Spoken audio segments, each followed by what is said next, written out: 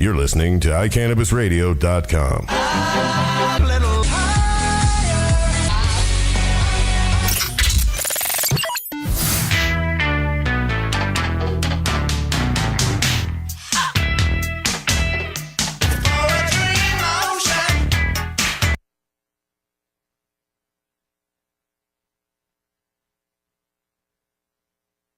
Hi, you're listening to my mom, Georgia Edson, on iCannabisRadio.com. Hi, just kidding. Here we are. It's Monday. I'm Georgia. You're listening to iCannabis Radio. How are you? It is the 26th of August, 2013. Hi, Chris. Hello, he says if he turns on his mic. Hello. Today marks the end of summer vacation for, I think, all the schools in Colorado now. Denver went back today. Boo. School time. Yeah, kids. I remember going back to school in like September. Is that just me? Yeah, I never went. I mean, growing up in Florida, we went back early. We went back like the second week of August. Oh. We were back early. But yeah, so we have this tradition in my household, and I apologize in advance to any teachers out there because I recognize with all my being that this is not fair to you. But in order to really celebrate the first day of school, my son is allowed to have whatever he wants for breakfast, whatever he wants. There is not another day of the year where he gets carte blanche and can have whatever he wants. And so he sort of thinks about it for the entire year. I mean, he really does. And it has been pretty much the same theme every year. And the theme is an ice cream theme. And in the last 3 years, he's had ridiculous ice cream sundaes. I try to add a little bit of nuts or something just so he has some protein and it's not just pure sugar. But really, there's not a lot going for it. This year, we hit an all-time low, though. This year, he had Warren's best friend, Tom, was in town. And Tom loves kids, and he leaves them with pearls of wisdom that the kids' parents don't always appreciate. And one of these pearls was really go big with this breakfast thing, and he actually shared it with Gavin this morning. But what he chose was, are you ready? Ice cream cupcakes decorated with Good and Plenty, Twizzlers, candy corn, whipped cream, and a side of Flaming Hot Cheetos. Wow. Yeah, that was my son's breakfast. Surprised his belly didn't hurt. Well, that's what I said. I said, if you throw up at school today, this gig is off. Like, we can't have any throwing up. And actually, he had decorated 3 ice cream cupcakes, but he ate one.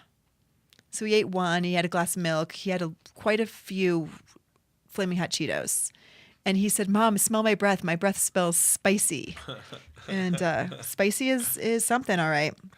But yeah, that it's fun. It's a fun thing to do. But I was thinking maybe he'd want to order a pizza or have his dad make crazy pancakes or something like. No, he's stuck on this ice cream theme. But next year will be different. Should throw some waffles in that ice cream. Right? Oh yeah. I don't think he knows about the waffles yet. Well, maybe next year you can encourage some of that. But it was bittersweet for me. I should be really happy that my kid loves to go to school and was excited to go back. But I am, and it's wonderful. And 3rd grade's going to be great, and his teacher seems really nice, and his, good friends are in his class and all that kind of stuff. But I don't know. There's something about summertime for little kids, summertime for kids in general, that's just really fun, and it should be fun. And you don't have another time in your life after this whole summer vacation thing is over that most people can just take time and really enjoy yourself. And that's what this summer thing is all about. And I'm a little bummed that it's over, but that's okay. There's Christmas, winter break, and then there's spring break, and then summer will be back before you know it. So that's where we are. We have of course some interesting things to talk about today. I want to tell you though that if you're in the chat room, I am sorry I don't have a computer in front of me. So every once in a while, Chris will check and see what's going on. But if you guys have any burning questions, it might take a little while for your questions or comments to be. The chat room's not working for me on the website for some reason. Oh well, that's kind of crazy. Did you change your name? Oh, you're not even on. No, it's like, well, smush online. I don't know. We'll do what we can. So I want to start off with we posted Mason Tvert's response to NIDA's feeling about marijuana versus alcohol, but I wanted to play a video from HuffPo Live as they discuss the federal government's, the FDA's feeling about marijuana's toxicity in comparison to alcohol. So bear with us as we go through just a little bit of their advertisement, and then this isn't my first career. Watch with but us. It Here we go. might just be my favorite. Welcome to the new AARP. We're ready to help you rediscover purpose and passion with programs like Life Reimagined to inspire you and connect you. Resources to help turn your goals and dreams into real possibilities. AARP, an ally for real possibilities. Find new tools and ideas to help you reimagine what's next at lifereimagined.org. The National Institute on Drug Abuse released an eyebrow-raising statement to PolitiFact on Monday, denying that marijuana is less toxic than alcohol. The claim was a response to a commercial aired by the pro-pot group Marijuana Policy Project during a NASCAR race last month. Check that out. If you're an adult who enjoys a good beer, there's a similar product you might want to know about. One without all the calories and serious health problems. Less toxic, right? So it doesn't cause hangovers or overdose deaths, and it's not linked to violence or reckless behavior. Marijuana, less harmful than alcohol, and time to treat it that way. No hangover, Zach! So then why did the NIDA feel the need to respond to an ad during a NASCAR broadcast?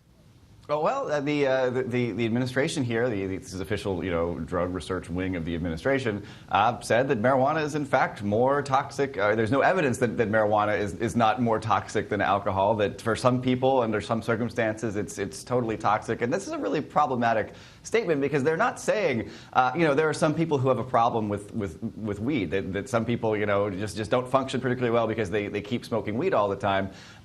That's their psychological reasons why some people have dependencies on some drugs and others. But chemically, the way the drug functions, it's not as toxic as alcohol. That's a pretty basic scientific fact. Alcohol's bad for just about everything in your body. Marijuana really has very limited side effects compared to alcohol and other drugs.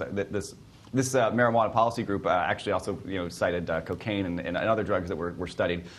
This is basic science, and the administration has so far been very, very good on issues of basic scientific truth, climate change, things like that, how old the Earth is. And this has also been an area where the administration's had a lot of great sort of one-upmanship over the Republican Party, which has been wedded to some very unscientific views of the world. It just doesn't help them to be anti-science on this issue at all. I don't think there are a whole lot of people who vote based on marijuana compared to other issues like the economy right now, for instance.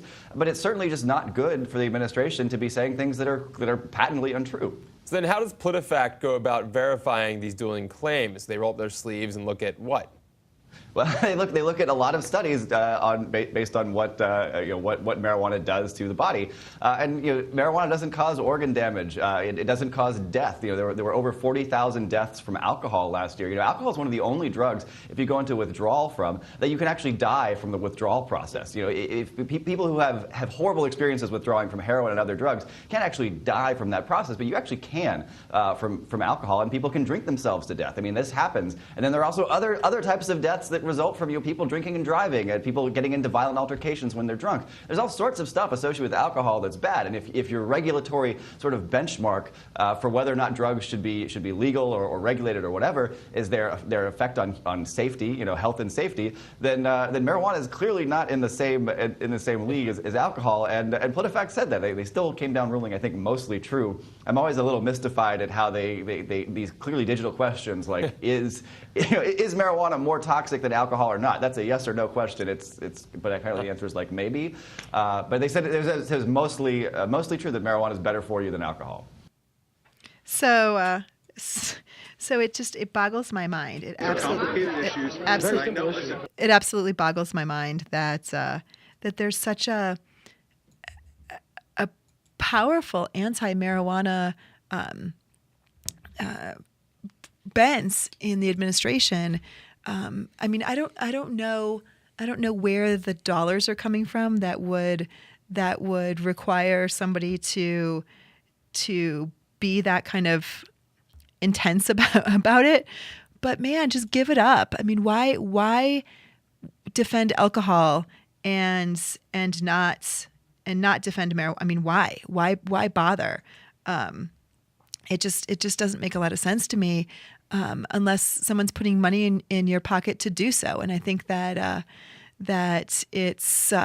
it's funny. It's funny that happens. Unfortunately, it's not funny that once again the public is misled and lied to, and it just furthers this propaganda against marijuana. I mean, that is not funny in any way, shape, or form. In fact, that's dangerous. And somehow, as a society, we have to continue to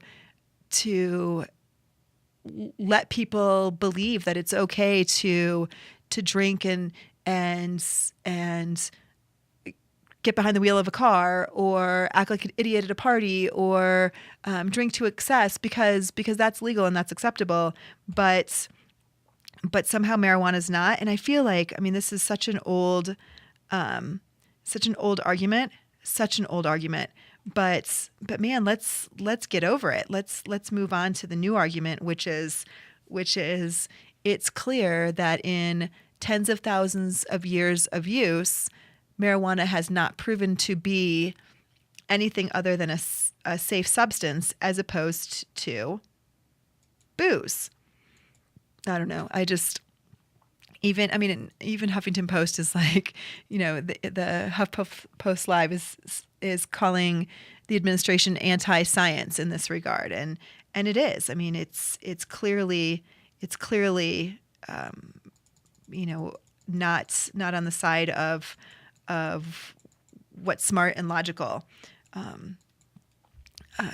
Mason Tvert, there's a quote in response where he talks about that's similar to NIDA saying that sushi is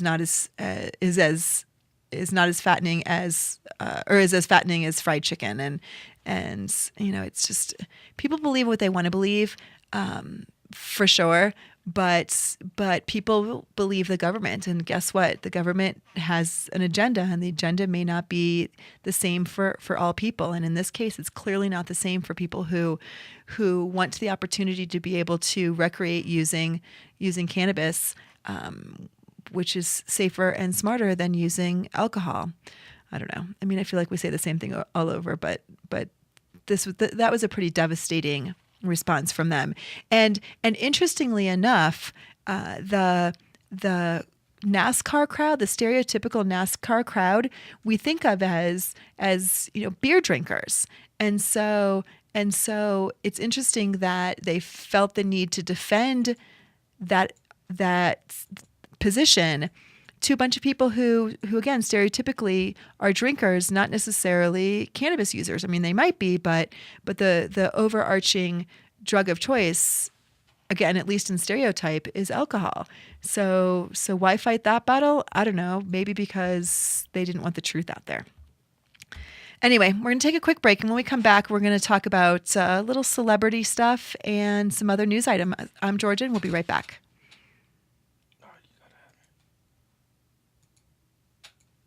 So sorry. Are you a medical marijuana patient or interested in finding out how to become one? Contact Mile High Wellness, where your care is our concern. Conveniently located on Hamden and Tamarack in the Whole Foods parking lot behind Proof of the Pudding. Mile High Wellness offers a wide variety of edibles, hashes, and some of Colorado's top strains. Mile High Wellness, where your care is our concern. 3525 South Tamarack, Suite 110, on the corner of Hamden and Tamarack. 720-382-8516. Mile High Wellness, where your care is our concern. Whether you are a commercial grower or cultivate as a hobby, No Dough Urban Garden Supply is Denver's first stop for your hydroponic grow needs. With a wide range of products including House and Garden, Botanicare, and Fox Farm, their knowledgeable staff can get you started on your first garden or help you with your well-established business. No Dough Urban Garden Supply is located in downtown Denver at 1330 27th Street, 4 blocks north of Coors Field near MMD of Colorado. They are open 6 days a week from 11 a.m. to 6 p.m. Call 303-296-3424 or visit them on the web at www.nodoughurbangardensupply.com. Green Faith Ministry is for spiritual guidance, MMJ information, and networking combined with compassionate care on the way to enlightenment with all Green Faith sacraments. Green Faith provides charity assistance, including medical and food throughout the year. Contact them at greenfaithministry.com. Hi, welcome back. So remember a few weeks ago, I was reading some recommendations from Partnership for Drug-Free America, whatever it's called now, partnershipfordrugfree.org. And they're skewed what to tell your kids about marijuana thing. Yes. I found another one. Okay. So I got to read this one. This was published in the Seattle Times on Sunday in their health and fitness section, interestingly enough. Their health and fitness section. And it's by Dan Labriola. And Dan Labriola, ND. ND. I don't know what that is. He's not an MD. He's an ND. Nutritional doctor? Oh, maybe. He says Labriola is the director of the Northwest Natural Health Specialty Care Clinic and medical director for the Neuropathic Service. So he's a neuropathic doctor. Neuropathic Services, Swedish Medical Centers, Cancer Institute. And so he's out of Washington State. So he says, even though it may not always seem like it, information from parents is considered reliable by children. That happens here. Especially if it's understandable and it keeps the emphasis on evidence-based facts. So he says marijuana use issues for children should not be confused with the freedom of choice debate for adults. As with tobacco, most users start young when they're vulnerable and don't understand the risks. I never met a cigarette smoker who was glad he or she had had that first butt. Well, okay. I mean, as parents, we want to protect our children, but we cannot prevent them from being offered or pressured to try marijuana. Access is already easy in schools and on the streets and getting easier. Reliable data shows that nearly half of teens have tried marijuana, and 1 in 4 12th graders are users, and 1/4 of them use daily. I don't know where those statistics come from, but anyway, he doesn't give the site from where Anyhow, we can, however, arm them with facts to balance the misinformation, money-driven claims, and deafening silence from the public health community that have dominated the adult cannabis debate. Fortunately, research shows that children act on parental advice more reliably than on advice from others, even though it may not seem so when we're delivering it. Well, then peer pressure, if that were true, then peer pressure would never be a problem. So he suggests making these 3 factual points. Are you ready? These are Dan Labriola's facts to tell our children about marijuana. Number 1, marijuana is a drug. Okay. He goes on to say marijuana creates euphoria, in parentheses, a high, and numbs your senses by changing your body chemistry. Marijuana, like all drugs, has side effects. Short-term use affects coordination and judgment. Driving under the influence doubles your chance of being in a fatal accident. Being under the influence of marijuana, he thinks, doubles your chance of being in a fatal accident. I mean, no idea where that comes from. He says it can increase anxiety and affect important decisions that you may regret later, such as making a big purchase or choosing a sexual partner. See, these sound like side effects of alcohol, not of marijuana. So maybe he didn't know what he was supposed to be writing the article about. Yeah, I don't think this guy knows what he's talking about. No, I don't think so either. Long-term weekly or daily use is associated with reduced cognitive ability, intelligence, even when the user is not high, increased risk for heart and pulmonary disease, stroke, and a number of cancers, behavioral changes including anxiety, depression, agitation, schizophrenia, digestive problems, and reduced sperm count. And he says it is not a free trip. Again, there are no cites for his claims at all. And we've heard forever, marijuana does not cause schizophrenia. We know that. Oftentimes, people who have schizophrenia self-medicate with drugs, including marijuana. But there is no evidence that marijuana could ever, has ever, or will ever cause schizophrenia or any other mental illness. So he says sharing a joint increases your risk for oral HPV, warts, and oral cancer. So sharing a joint, I mean, that sounds like 1930s stuff, like, kissing somebody makes you pregnant.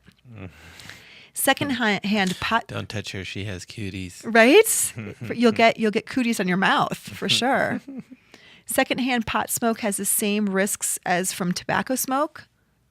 No. Nope. If mom is exposed to marijuana smoke before giving birth, the baby may have cognitive and other problems later. Smokeless marijuana is not a safe alternative. No basis of fact for any of this. In fact, we would love to see research. This guy needs to do marijuana research, because obviously the research that he is looking at or making up, because usually don't people give where they got their info most of the time? Yeah. Yeah, people when they have legitimate sources to cite from, it gives their arguments credence. Thus, they want to cite those sources. Yeah, this guy just made a fool of himself. If you I feel like that too. Ready for number 2? Oh, by the way, let me just go back. If mom is exposed to marijuana smoke before giving birth, the baby may have cognitive and other problems later on. Absolutely no evidence of that whatsoever. Pregnant women are afraid enough of everything that's out there because everyone says, eat this, don't eat that. Don't walk down this street, walk down that street. I mean, pregnant women are just inundated with all the do's and don'ts. Let's not give them more things to worry about. Number 2, you ready for number 2? Marijuana is addictive when used regularly. Anything's addictive when used regularly. Well, and let's talk about what that addiction, using something regularly is a piece of the definition of addiction. The other piece of that is despite negative consequences. So you've got to be able to show the negative consequences. But hang on, let's see what he says. Marijuana dependence is a fact. Okay, we'll just go with that. Even though we've talked about it 100 times. It's not as addictive as quote-unquote hard drugs, such as heroin, but it is still addictive. When someone tells you they can quit anytime, that's drug speak for, I want you to think I'm in control, but I'm not. Or it means, I can quit anytime. That's the other option. But again, in order to meet that definition, it's pretty simple. It's true for anything that you continue to do something despite negative consequences. So if you continue to drink after numerous hangovers or DUIs or losses of jobs or feeling like crap or losing all your money and you continue to drink, that's what addicts do.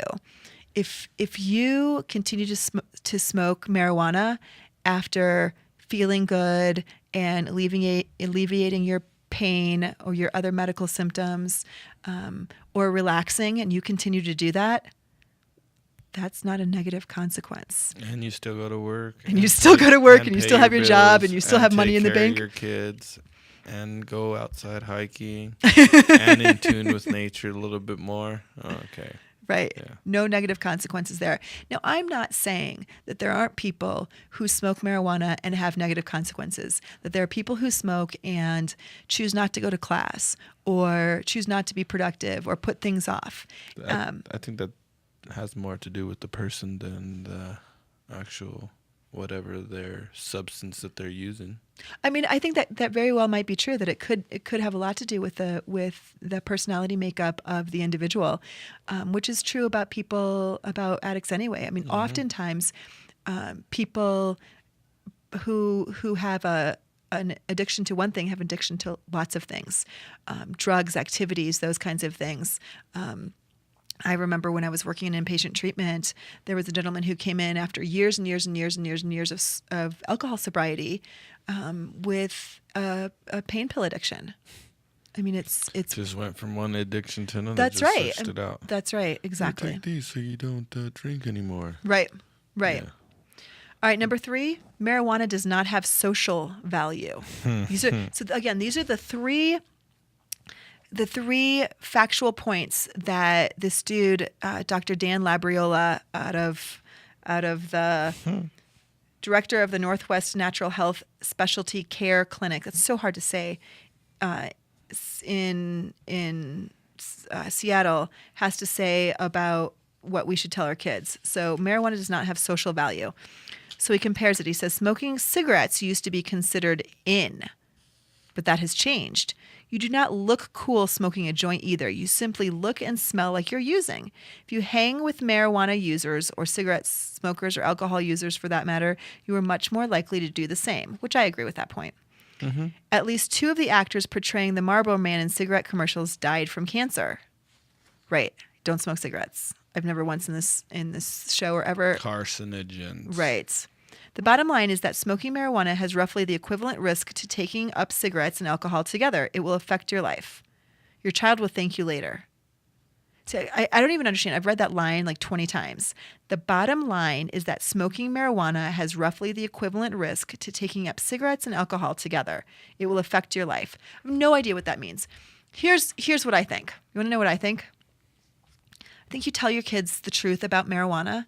Absolutely. And you tell them that they need to wait until they're 21, because at 21, you can make some more educated, wise decisions about your life than you can at 13, 14, 16, 17. Well, and then some people argue the point, too, that, like, you know, if you're old enough to go and kill somebody at 18, why can't you light up a joint? And I'd be one of those people that argue that, because I don't necessarily disagree with that. Shoot somebody, just has to be something that is going to be able to relax you, whether it's being a beer, a drink, a cocktail, or a joint. It's their choice. And I don't necessarily disagree with that. And I think where I get the 21 from is here in Colorado. Mm-hmm. That's the age that we have determined to be that rite of passage. Mm-hmm. And there have been some very cursory studies that have shown that it's probably best to wait until you've completed your brain development before using substances like cannabis. And I certainly totally agree with that.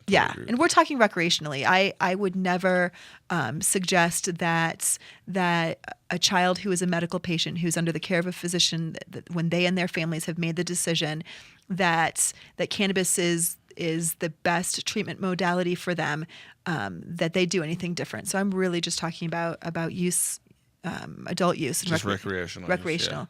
But I get so frustrated. It's like, why can't we just tell our kids that really, tell them the truth and just say, you know what, I want you to wait. I think it's a good idea. That's what I intend, even with alcohol, especially with alcohol, I should say. I intend to say that to my kid, that I never, ever, ever, ever, ever want them to want my kid to smoke a cigarette.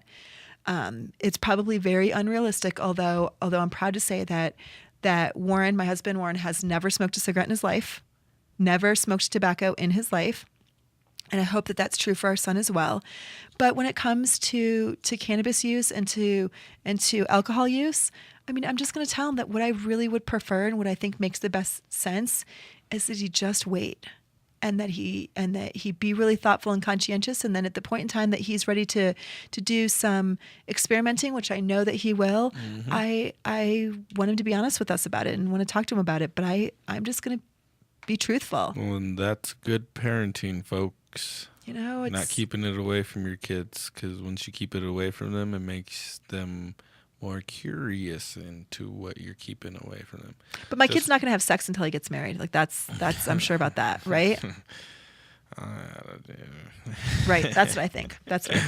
I'm waiting to find if you guys find some good articles out there that make sense for talking to your kids about marijuana, pass them on to me, because I feel like we have spent a lot of time reading these things that frustrate us and make us kind of angry, that make no sense. I mean, I just marijuana does not have social value. It does have social value if the kids you're hanging out with all smoke marijuana and you want to fit in.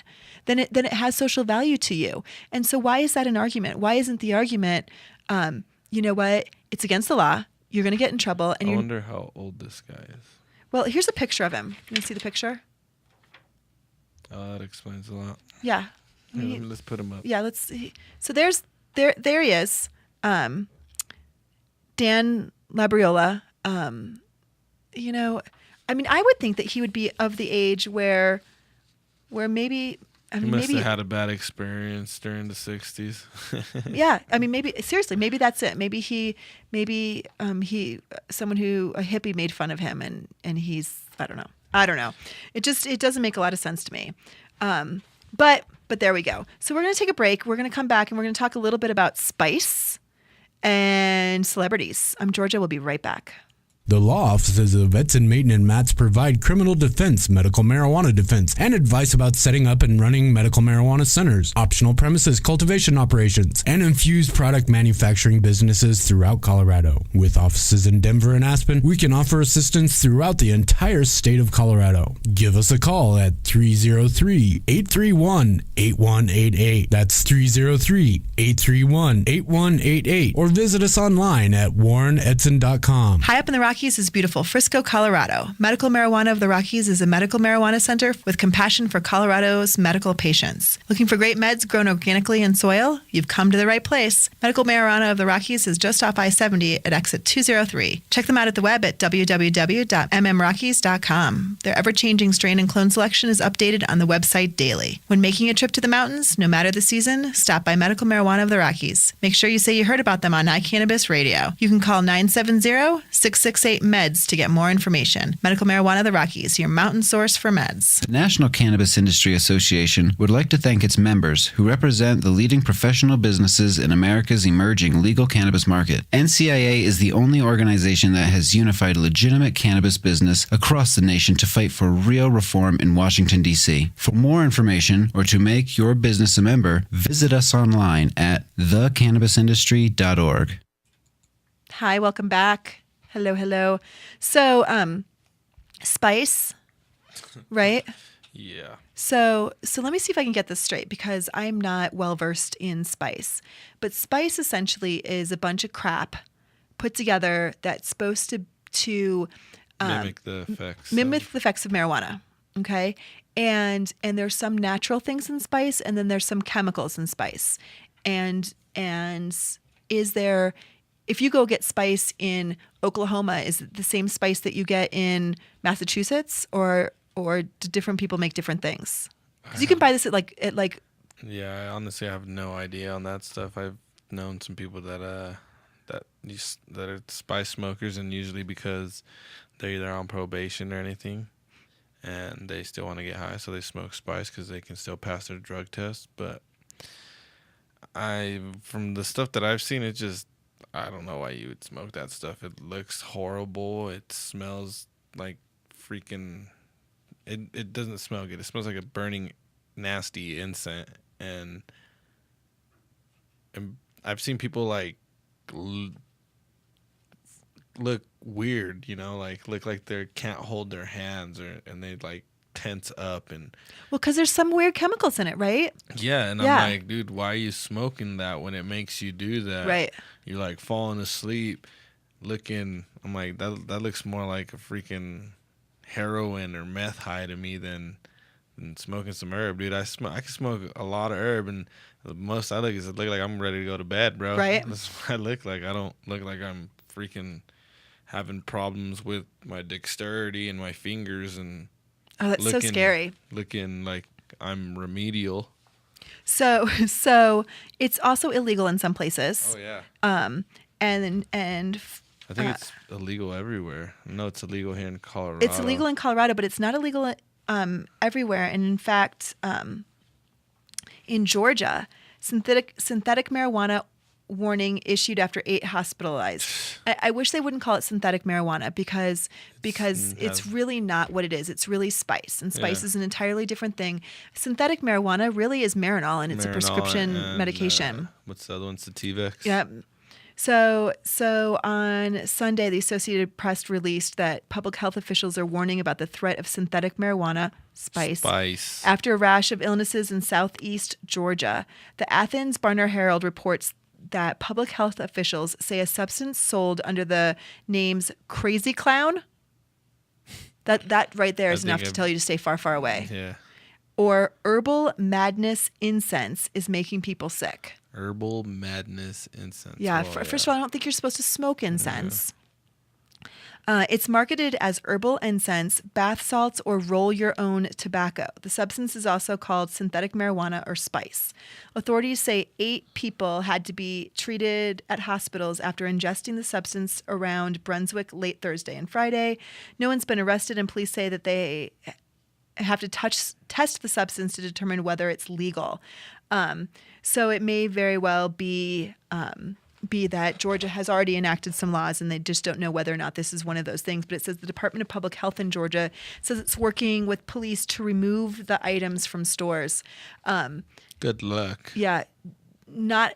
I mean, another reason to make sure that your kids know what's real and what's not, and what's okay and what's not. And no one knows really what's in this. I mean, I remember, this sounds awful, but I remember getting ephedrine and stuff from truck stops in college. Yeah.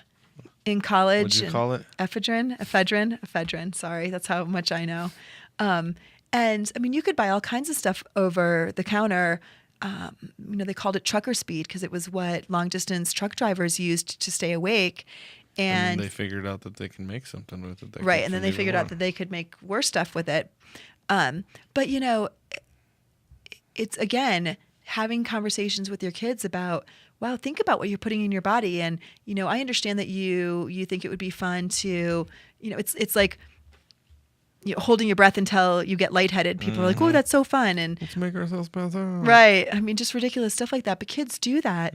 But again, I did that when I was a little kid. I seen people playing that game and I was like, hey, that looks cool. And I remember doing it, and next thing I know, I'm waking up and the bell's ringing and everybody's running away, and I have no idea what happened. How scary is that? Yeah, and I stumble into class, finally realized what we were doing, and yeah, that was one of not my brighter moments in my life. Well, and if certainly we can't forecast everything for our kids. And this was at school in recess. Like in 3rd grade. Yeah, like around 3rd grade. I'll talk to my kid about not holding his breath. Yeah, I better do that tonight. And Warren, keep Gavin up because I'm going to talk to him about not holding his breath when I get home. But yeah, we just need to have conversations with our kids for sure. A couple other things before we talk a little bit about celebrity gossip. So have this kind of interesting little article. Tell me what you think about this. Colorado marijuana dispensary names new cannabis strain after CNN medical correspondent Dr. Sanjay Gupta, joining a long list of celebrities like Willie Nelson and Barack Obama who have namesake cannabis strains. A new type of medical marijuana has been named after CNN chief medical correspondent Sanjay Gupta. Quote, Sanjay Gupta's recent reporting on marijuana puts him at the forefront of the medical cannabis movement, and we thought what a better way to honor his efforts than by giving him his own strain. But I wonder if these people knew that he was like totally against it like 2-3 years ago. I think here's the thing. I mean, for anyone who knows anything about creating genetics, they didn't create genetics between now and between April 8th and now. This genetic was already created and probably already named, so they renamed something in honor of him, which is all well and good. Do you think he deserves a cannabis plant named after him. You know what? I mean, I appreciate where he is now. I am frustrated by the damage caused previously. I don't know. I don't really care what they call strains of marijuana. I don't know that it's some great honor, but I think it's kind of funny that this guy Jeff Kless of Helping Hands Herbal Dispensary in Boulder thinks that it's important that he, quote, will ensure that Gupta remains part of the annals of cannabis culture. Considering this new strain is grown organically in Boulder, which has a strong marijuana culture and is ranked the healthiest place in America, we think it's a great fit. He says, we selected the strain. Yes, Tim, what's up? All right. I was listening in the other room, and first of all, like, I don't know if you've mentioned this so far, but see, the renaming of strains is some bullshit. And here's the thing: is that, sorry to interrupt your talk and all that. Fantastic show. Your talk, but see, here's what's going to happen eventually, and there's going to be a genome project, a DNA project with cannabis. That we're bullshiz. We're going to call bullshiz on your whatever strain. Okay, so Charlie Sheen strain came out right after. It's blueberry. Gupta is blueberry. Willie Gupta, Nelson, blueberry. Oh, yeah, it's exactly. all blueberry. So there's the thing, and like I just was listening, and like I'm about to go grab a hamburger, and I'm like, so, because this is something that pissed me off this morning when I read this. Was like, seriously. Are you kidding me? Like, and the story made a big deal about how it would have to change the name. Okay, change it back to the real name. That's all I got. Seriously, are we that stupid? You know what? Go ahead. Here's what it is to me. You do. Here's what it is to me. We can call these things whatever, but I think the disappointment to me and the sort of bummer to me is well, first of all, I mean, marijuana strains are already named pretty ridiculous things. I mean, that's a fact. And so I don't necessarily care what they're called, but if you really want to know what it is that you're ingesting, and if you know that certain combinations of strains work really well for you, when you keep changing the names of things and someone can't figure out what the original genetics are, then the consumer is at a disadvantage because they don't know what they're getting. But some consumers care and some consumers don't care. I think it's definitely was a good marketing ploy for these guys because they certainly are going to get. That's what it was. Absolutely. Oh, have you smoked some of that ganja Gupta? It's called Gupta Kush. Gupta Kush. So it must be an indica, and which of course they chose because the indicas obviously have some of the best aid for conditions such as cancer and MS and pain and those kinds of things. But anyway, I just think that was kind of funny. So here, thank you. So here's the other people that have strains named after them that we haven't named already. Bob Marley, LeBron James, Vin Diesel, Woody Harrelson, Jeremy Lin, Snoop Dogg, which I wonder if they changed that strain name to Snoop Lion OG. Snoop Lion OG. It's the Lion OG. You want some of the Lion? Chuck Norris, Elvis Presley, Michael Phelps. See, Chuck Norris deserves. Connie Chung.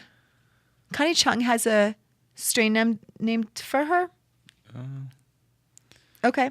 And Luke Skywalker, who isn't really a celebrity as much as he is a character in a movie. Yeah. So let me just tell you, CNN had something to say about this. So CNN did not take kindly to the name and demanding that the medical marijuana dispensary halt sales of the new strain. Within 24 hours of the official press release, CNN contacted the Helping Hands dispensary in Boulder and requested it stop the sales of Sanjay Gupta Kush. We may have to change the name. Owner Jeff Cliff says calmly told us over the phone. CNN phoned us and asked us to remove it. I think we'll leave it alone for the weekend and see what happens. Kless alluded to waiting for CNN to send a cease and desist letter. So I thought that was kind of interesting. We're going to take a quick break and come back and see what celebrities are sporting their marijuana gear. Let's face it, rules and regulations are complicated, especially in the field of medical marijuana. Let Medical Marijuana 101 help you get through the compliance process. We can also explain to you your employment requirements, your employees, and your business. But our work doesn't stop there. Our experience in cultivation ranges from the design of grow rooms to the diagnosis and resolution of grow problems. Visit us at www.medicalmarijuana101.com or call 303-388-7706. That's 303-388-7706. Are you a runner? Are you a runner who supports marijuana legalization? Run on Grass is a group of athletes actively seeking to change our marijuana laws. We speak the truth about cannabis, bringing the message through our feet to new ears. Check out runongrass.com to find out more about us, our events, and how to join up or how to sponsor a runner. If you're in the Denver area, please join us for runs or start a group in your area. Running not your thing? Any sport can do it. On Grass. runongrass.com. I'm Gary Johnson, and you're listening to iCannabis Radio, and I want to say, talk it up, Colorado. You're listening to iCannabisRadio.com.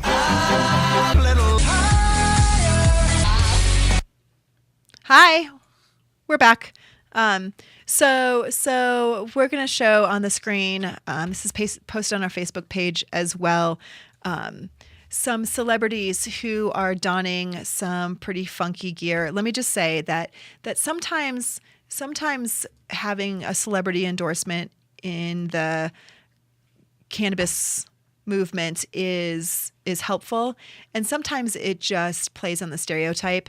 So I'm not going to hit you over the head with the who falls on which side, but I will say we're going to skip a picture of Miley Cyrus after last night's fiasco.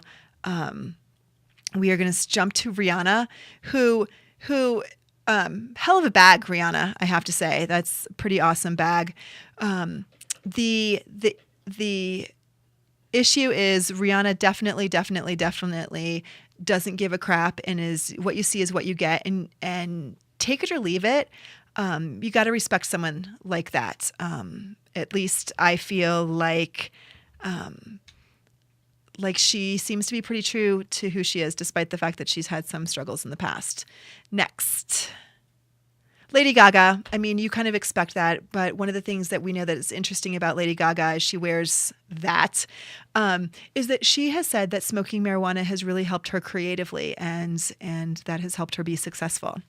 Next, who do we have here? Emily Blunt. Oh, love that. Isn't that gorgeous? That is a gorgeous dress. I like the dress. It's pretty, and especially the shoes that she's wearing. The shoes are rocking. Goes good. The shoes are rocking. But what a wonderful statement.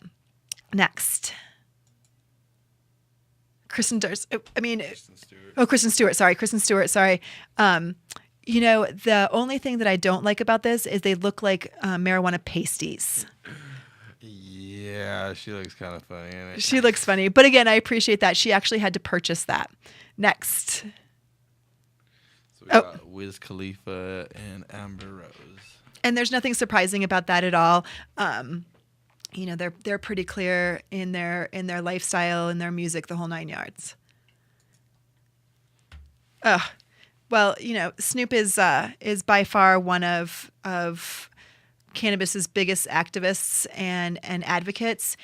Have you seen his commercial for Overstock.com? No, he has a commercial for Overstock. What's he do? Yeah, he's just sitting in this room that everything is white, and he's in this white outfit, and the kids are asking him, "Hey, we need this," and "Mom, we need this," and he's like, "Oh, I got the place for that. I have that place right there," and he's like just chilling and has his laptop, and he's able to order everything he needs off of Overstock. It's a pretty good commercial. You should check it out. That's awesome. Well, one of the things I like not only about that, because it's funny because I like Snoop Lion, but his relationship with cannabis that has been so public has not done anything but aid his career. And Overstock.com is a really, really like conventional website that everyone shops at. Yeah, I never expected to see Snoop Lion on one of their commercials. I was like, what? Exactly. Overstock commercial?